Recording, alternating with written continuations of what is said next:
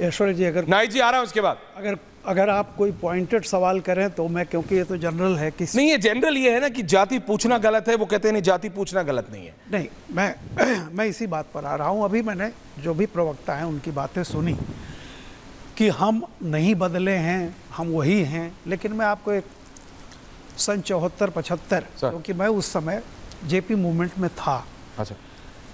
ये जितने लोग, चाहे रामविलास पासवान जी, स्वर्गीय रामविलास पासवान जी रहे हों, लालू प्रसाद यादव हों, नीतीश कुमार हों, ये सब के सब जेपी मूवमेंट से निकले हुए लोग हैं। और मैं बताऊं आपको, जेपी मूवमेंट में जो नारा था वो था जाति तोड़ो, दाम बांधो। और इस नारे को उछालने वाले, या इस नारे के जिसको कहते हैं कि लेकर के आगे बढ़ने वाले लोग, यही लालू, मुलायम, यही सब लोग थे। जाति तोड़ो, दाम बांधो, जनेऊ तोड़ो। और उसके बाद जानते हैं उसका एक नारा था, जयप्रकाश जी बहुत गाते थे मंच से, आओ कृषक श्रमिक नागरिकों, इनकलाब का नारा दो, गुर्जन शिक्षक बुद्धिजीवियों, अनुभव भरा सहारा दो। ये जेपी ने क्लासिफिकेशन किया था कि आओ कृषक श्रमिक नागरिकों, इनकलाब का नारा दो, गुर्जन शिक्षक बुद्धिजीवियों, अनुभव भरा सहारा दो, फिर देखें हम सत्ता कितनी बर्बर है, बौराई है। ये जेपी मूवमेंट था जो कांग्रेस की उस समय इंदिरा गांधी के खिलाफ शुरू हुआ था। सर, और एक बात बता दूं जी, सबसे पहले काका कालेलकर कमेटी की रिपोर्ट आई जी, जिसमें पिछड़ों के लिए जो भी रिकमेंडेशन था सर, वो रिपोर्ट नेहरू जी के, मतलब नेहरू जी थे, फिर उसके बाद शास्त्री जी थे, फिर इंदिरा जी थी, वो ठंडे बस्ते में डाला गया। उसके बाद जनता पार्टी जब थी तो उसने अपने दौर में गठित किया मंडल कमीशन, लेकिन जब तक वो उसकी रिपोर्ट आए, इंदिरा जी आ चुकी थी सत्ता में, वो रिपोर्ट भी ठंडे बस्ते में डाली गई। नेहरू जी ने पार्लियामेंट के बाहर किस तरह से जाति जनगणना का विरोध किया था सबको पता है। उसके बाद इंदिरा जी ने, वो आप नाराव जानते होंगे, जात पर नपात पर, इंदिरा की बात पर मुहर लगेगी हाथ पर, खैर। उसके बाद वो मंडल कमीशन की रिपोर्ट भी अंदर रही। राजीव गांधी आए तब भी कुछ नहीं हुआ। बीपी सिंह आए तो उन्होंने ये मंडल कमीशन की रिपोर्ट को लागू किया। अब आप ये सोचिए, मैं ये नहीं कहता कि ठीक है आज का वर्तमान जो भी है, अगर आप जात पर इतना तो, लेकिन ये जो पार्टियां, सामाजिक न्याय की जो पार्टियां निकली हैं, जिनका जन्म हुआ था जेपी मूवमेंट से, उसका नारा था जाति तोड़ो दाम बांधो। जाति तोड़ो दाम बांधो। राहुल देव जी, चौधरी चरण सिंह जी ने भी, किसानों के नेता थे, गांव के नेता थे, वेस्टर्न, उन्होंने कहा, मतलब कभी जातीय जनगणना की बात नहीं की। लेकिन आज होड़ है। मैंने कहा ना, बीजेपी के टॉप 3 नेताओं में से एक, मैं नाम नहीं ले रहा हूं, सुधांशु जी अभी बताएंगे नहीं ना, मैं पूछ रहा हूं, उन्होंने कहा 1.5-2 महीने की बात है, हम इस मुद्दे को ही खत्म कर देंगे, indicating very clearly that BJP can also do that. Rahul Dev ji. देखिए, मैं नहीं जानता कि बीजेपी क्या करने वाली है। आप जो कह रहे हैं, आपका जो अनुमान है वो सही हो भी सकता है, नहीं भी हो सकता है, उस पर कोई फ़ायदा नहीं है, जब होगा तभी हम मानेंगे। लेकिन इस पर हम लोगों ने कल ही बात की है ऐश्वर्या, तो आप जानते हैं कि मेरी इस पर भूमिका क्या है। मैं बहुत विस्तार से लिख भी चुका हूँ, अब आज दोहरा देता हूँ अपने आप को। कल भी यही बोला मैंने। अब प्रवक्ताओं की बात पर कोई टिप्पणी करने से कोई फ़ायदा है नहीं। दरअसल प्रवक्ता का मतलब ये है उसको अपनी पार्टी का और नेता का बचाव करना है, तो उससे कोई फ़ायदा नहीं है। मैं सिर्फ ये कह रहा हूँ कि आप एक बार अनुराग ठाकुर के उस वाक्य को दोबारा सबको सुनवा दीजिए और फिर मुझे बताइए, और आप भी बताइएगा कि उसमें सवाल कहाँ है। सुधांशु जी, उसमें जाति कहाँ पूछी गई है?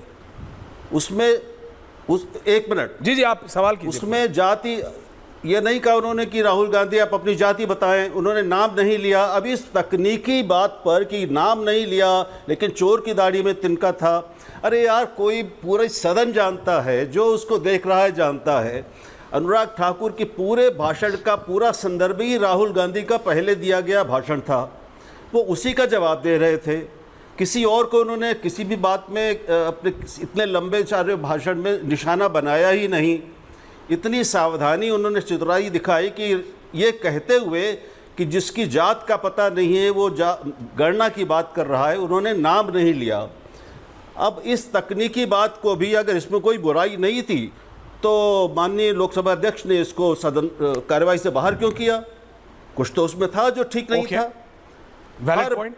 सुधांशु भी जानते हैं, यहाँ बैठे सब लोग जानते हैं, पूरे उत्तर भारत में किसी से भी ये पूछना कि तुम्हारी जात क्या है या आपकी जात क्या है या आपकी जात पता नहीं है या तुम्हारी जात का अता पता नहीं है, इसका सीधा मतलब है आप एक व्यक्ति की वल्दियत पर शक कर रहे हैं। सुधांशु जी, इसके लिए कुछ और बड़े भदेश किस्म के शब्द नीचे समाज में इस्तेमाल किए जाते हैं, मैं यहाँ नहीं लूंगा, लेकिन सब उनको सुन चुके, बचपन से सुन रहे हैं। पॉइंट एक, यानी जिसके माता पिता को लांछित करना हो जी, उसके लिए यह कहा जाता है कि इसकी जात पात का पता नहीं है। क्या जात है तुम्हारी? सुधांशु जी, मैंने कहा था कि यह बात, यह कहना, ये कोई बात, ये कोई भी दलित पिछड़े वर्ग का व्यक्ति ये कह ही नहीं सकता। ये बात केवल उच्च वर्ण और उच्च जाति के लोग, छोटी जात तथा कथित छोटी जातियों, पिछड़े वर्गों की, पिछड़ी जातियों के लोगों को अपमानित करने के लिए ये कहते हैं। तो ये मतलब बहुत साफ है, सबको पता है। अंशु जी बताइए ना। मैं दोहरा रहा हूं कि वो कह रहे हैं भाई ये तो गाली ही है, वो कह रहे हैं ये तो गाली ही है। राहुल देव जी कह रहे हैं गाली के अलावा कुछ और है नहीं। जी शुद्ध गाली है।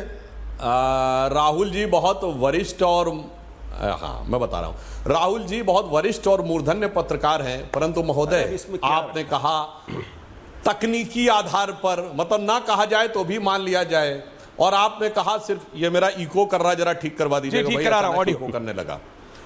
और आपने कहा कि केवल उच्च वर्ग का ही कर सकता है। राहुल जी आप भूल गए, अखिलेश यादव जी ने प्रेस कॉन्फ्रेंस में कहा, जैसे उनसे सवाल पूछा गया लॉ एंड ऑर्डर पे, ए छोड़ो अपनी जात बताओ, किस जाति के हो बोलो। पत्रकारों से कहा गया, एक नहीं अनेक बार। नहीं ये तो, अरे ये सामान्य, ये तो सामाजिक न्याय था। अगर वो पत्रकार से प्रेस कॉन्फ्रेंस में जात पूछ लें, उसमें कुछ नहीं, यहां किसी को ना कहा जाए तो मैंने अपने ऊपर मान लिया और इसके आधार के ऊपर उसे मुझे गाली मान लिया जाए। मुझे लगता है ये थोड़ा न्याय संगत, तर्क संगत और संतुलित विश्लेषण नहीं है। और एक बात मैं कहना चाहूंगा, तीनों मूर्धन्य पत्रकार हमारे साथ बैठे हैं, मैं तो पार्टी का प्रवक्ता हूं, परंतु मैं राज्यसभा के सांसद भी हैं। चेष्टा करते हुए एक विश्लेषण देना चाहता हूं। यह बात नोट कर लीजिए, भारत की समाज का विचार और मानस, कोई भी नेता पूरे देश का नेता बन सकता है, पर जात की बात करके उसी जाति का व्यक्ति नेता बन सकता है। कोई जाति दूसरे व्यक्ति को अपनी जाति का नेता नहीं मानती। वीपी सिंह इसी मुगालते में रहे थे कि मंडल की जातियां मुझे नेता बना के पूजेंगी। वीपी सिंह फेंकाए गए, किसी ने नहीं माना। जब मुलायम सिंह उत्तर प्रदेश में आए थे, दलित पिछड़े दोनों के नेता थे, आखिर में दलित अलग हुए और पिछड़ों में सिर्फ वो यादवों के नेता रह गए, वो भी सिर्फ उत्तर प्रदेश में। जब लालू प्रसाद यादव आए थे तो गरीब गुरबा के नेता बन के आए थे, जात बिरादरी से ऊपर उठ के आए थे। दलित छूट गया, पिछड़ा छूट गया, यादवों के नेता रह गए सिर्फ बिहार में, और आखिर में मुलायम सिंह यादव भी छूट गए, लालू से यादव भी छूट गए, सिर्फ परिवार के नेता रह गए महोदय। इसलिए, और मैं एक और विनम्रता से कह दूं, इसको कोई अन्यथा न ले, महात्मा गांधी ने दलित बस्तियों में जाकर एक एक महीना रहे, मगर दलितों की श्रद्धा का केंद्र अंबेडकर बने, गांधी से बड़े। तो गांधी जब नहीं दे पाए नेतृत्व, तो ये राहुल गांधी किस मुगालते में है? इनको जो लोग ज्ञान दे रहे हैं, राहुल गांधी को समझना चाहिए। वीपी सिंह का उदाहरण रहे, वो मुलायम सिंह का, लालू प्रसाद यादव जी का, किसी का भी उदाहरण ले ले, ये गलतफहमी जो पाल रहे हैं, उनको लग रहा राजनीतिक प्रपंच कर रहे हैं। और उसका एक और भी बात कह दूं, इनमें से किसी का उद्देश्य सामाजिक न्याय नहीं है। मंडल वीपी सिंह लाए थे, सामाजिक न्याय के लिए नहीं लाए थे। 7 अगस्त 1990 को मंडल लागू किया गया, 8 दिन रह गए थे 15 अगस्त में। वीपी सिंह का पहला भाषण होता 15 अगस्त को, क्यों नहीं किया? इस बारे में शरद यादव जी ने खुद लिखा है, एक पत्रकार है, उनका नाम भूल रहा हूं, उनकी किताब में शरद यादव का कोट है कि 9 अगस्त को देवीलाल की रैली थी और रैली में उनको उससे पहले मंडल लाना था, क्योंकि देवीलाल का समुदाय उस समय ओबीसी में नहीं आता था। जाट समुदाय उस समय ओबीसी में नहीं था, तो उनको डिवीजन करना था जनता दल में, ताकि देवीलाल की रैली में लोग ना जाएं। और शरद यादव ने कहा कि मेरे कहने पे देवीलाल की रैली को काउंटर करने के लिए किया गया। इसीलिए ईश्वरीय न्याय भी होता है कि आप सामाजिक न्याय के लिए करेंगे तो आपको मिलेगा, और अगर आप स्वार्थ में करेंगे तो अब यह समय तय होगा। कोई भी समझ सकता है कि राहुल गांधी जी जो कर रहे हैं वो न्याय के लिए कर रहे हैं या राजनीतिक स्वार्थ के लिए कर रहे हैं। फाइनल आंसर राहुल देव जी।